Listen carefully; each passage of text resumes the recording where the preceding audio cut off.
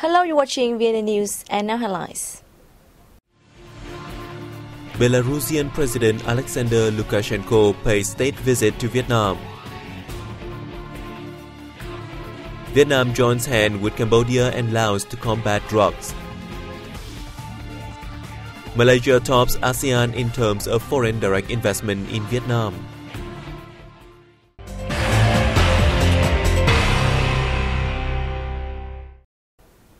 Belarusian President Alexander Grigorovich Lukashenko has been on state visit to Vietnam as guest of President Trương Tấn Sang.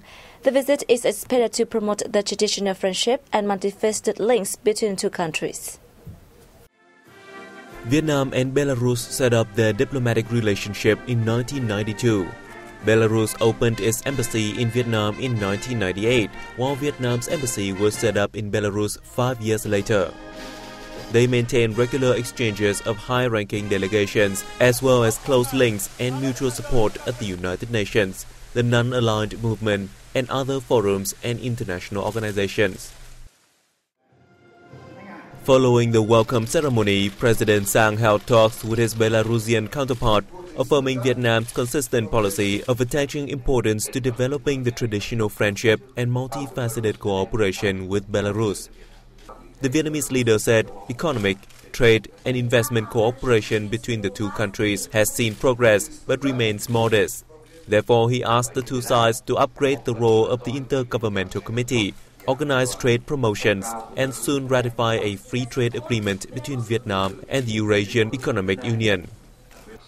Having praised the effective cooperation in defense, President Sang asked the Belarusian side to continue providing scholarships for Vietnamese service persons and expand ties in other fields.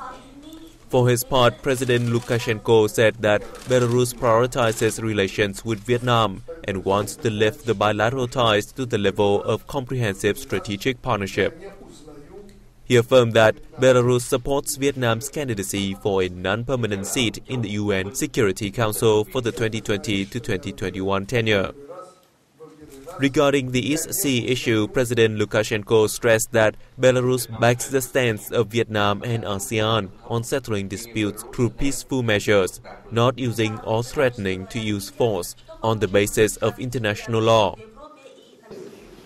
On this occasion, the two leaders witnessed the signing of cooperation agreements in a range of spheres such as defense, economics, education, culture, tourism, and vocational training. Also on December 9th, Party General Secretary Nguyễn Phú Trọng hosted a reception for Belarusian President Alexander Lukashenko.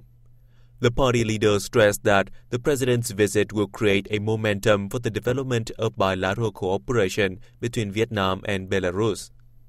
He proposed the Belarusian president and his government continue adopting specific measures to implement high-level agreements, affirming that Vietnam is determined to reinforce and develop relations between the two countries. Meanwhile, President Lukashenko stated that Vietnam is one of the prioritized partners of Belarus in the Asia-Pacific region. He pledged to urge Belarusian agencies to soon finalize procedures to approve the already signed free trade agreement between the Eurasian Economic Union and Vietnam. Meeting with President Alexander Lukashenko, Prime Minister Nguyễn Tấn Dũng said the Belarusian leader's visit marks a milestone, helping to lift bilateral ties to a new height.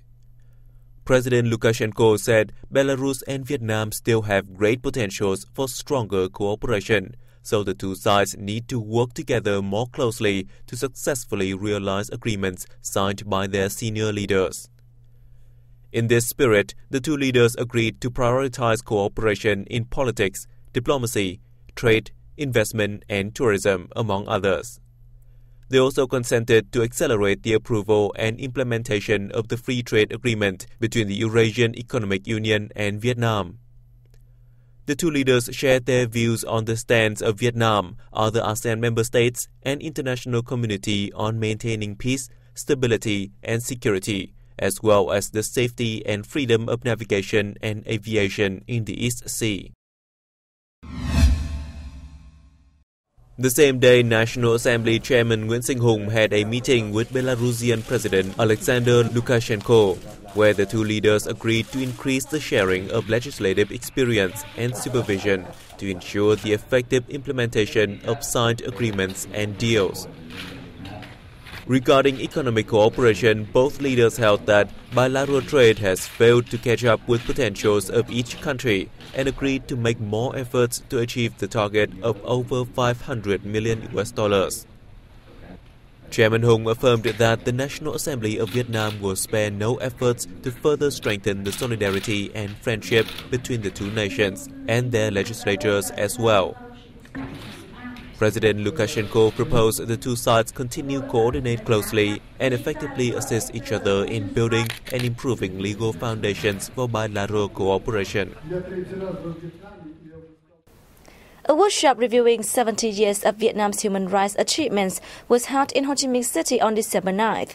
The event drew the participation of experts, scientists, and representatives of ministries and foreign embassies. Professor Dr. Tạ Ngọc Tấn, director of the Ho Chi Minh National Academy of Politics and Public Administration, stated that the party and state have always pursued its consistent policy of ensuring human rights since the National Democratic Revolution in the past to the process of global integration at present. Presentations at the event focused on Vietnam's achievements in human rights, saying that they have contributed to a happy and prosperous life for her people. Vietnam has consistently implemented its policy of respecting and improving human rights and freedom, unceasingly strengthened international cooperation, and realized international commitments on human rights, they stressed. The event affirmed that, with 70 years track records in human rights and the efforts by relevant agencies, Vietnam will continue to contribute to the common value of human rights, both in the region and the world at large.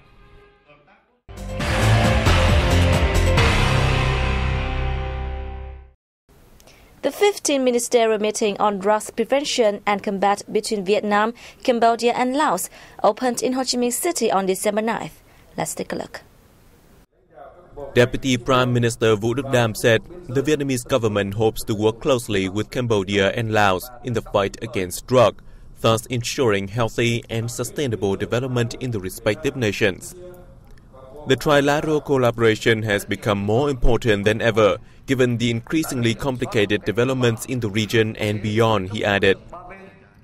Implementing the tripartite agreement on cross-border drugs prevention, the three countries have jointly held periodic meetings to exchange information and increase training cooperation, while conducting joint patrols along the shared borderlines to control drug-related crimes. Participants suggested the three countries step up cooperation in the field via increasing educational activities to persuade local residents not to plant opium trees, use or trade drugs, and expanding programs on building drug-free border areas. Vietnam attracted $3.97 billion in foreign direct investment from 7 ASEAN countries in the first 11 months of this year. More in the following report. According to Foreign Investment Agency, the amount includes $3.5 billion from 197 new projects and $458 million added to 82 operational ones. The countries which have invested in Vietnam in the reviewed period include Malaysia, Singapore, Thailand, Brunei, Indonesia, the Philippines, and Laos. With 22 newly registered projects worth $2.44 billion, Malaysia topped the list of ASEAN investors in Vietnam. It also added $91 million to 16 operational projects during the period. However, the agency said the flow of investment from the ASEAN countries into Vietnam remains modest as compared to their potentials. Vietnam sent as many as 109,000 workers abroad in the first 11 months of 2015, surpassing the yearly target by 15%. More details coming up next.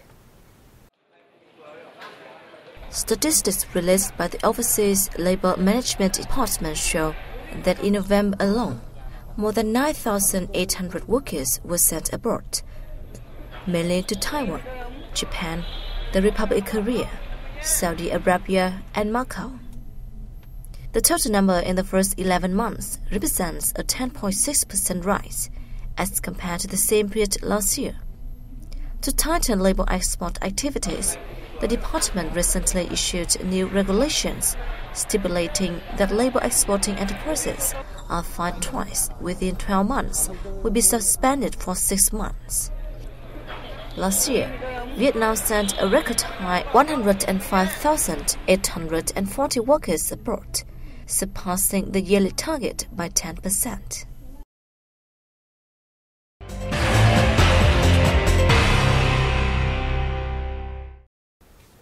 Nearly 2,000 antique houses dating back 100 to 400 years in Đường Lâm village on the outskirts of Hanoi will be repaired next year. The Hanoi People's Committee said 10 village houses in Son Tay Thao will be repaired in 3 years, while also making efforts to restore their original value. The city will spend nearly $35,500 in each house. Đường Lâm is an ancient village that has a historical dating back about 1,200 years, with many houses as old as 400 years. The antique homes were constructed from laterite bricks. Each house features a row of rooms and a tiled roof in the shape of a dragon or Kalin. The entrances are made of ironwood and employ typical northern Vietnamese aesthetics. A giant banyan tree, fresh water well, and communal halls are also common characteristics within the village. Prime Minister Nguyễn Tấn Dũng has approved a revision of a master plan to preserve, upgrade, and promote the Côn Đảo historical relic in the southern province of Bà Rịa Vũng Tàu.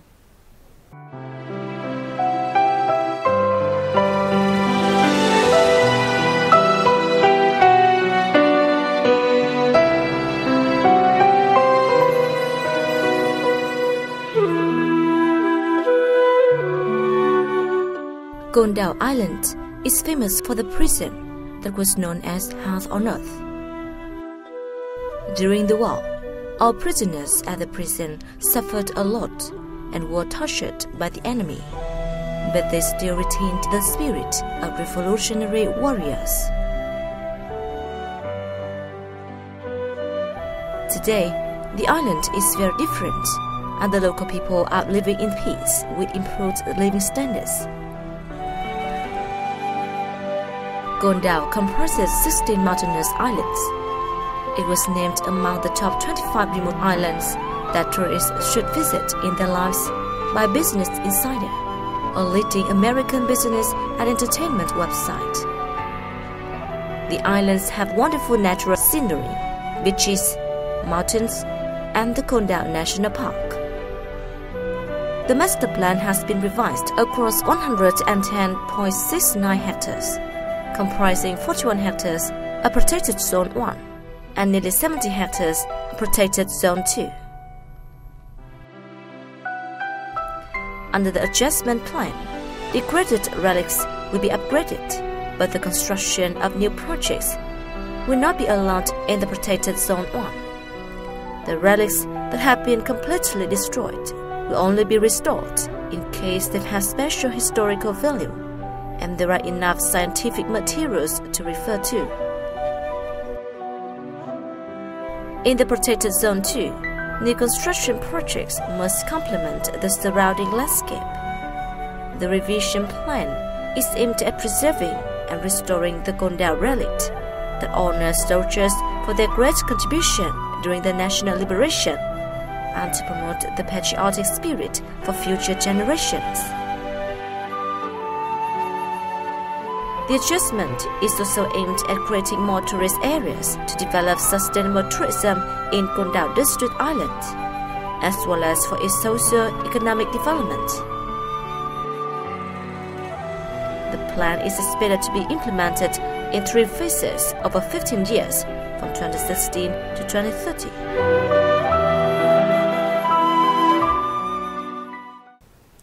And that has wrapped up our news bulletin. Thanks for joining us, and goodbye for now.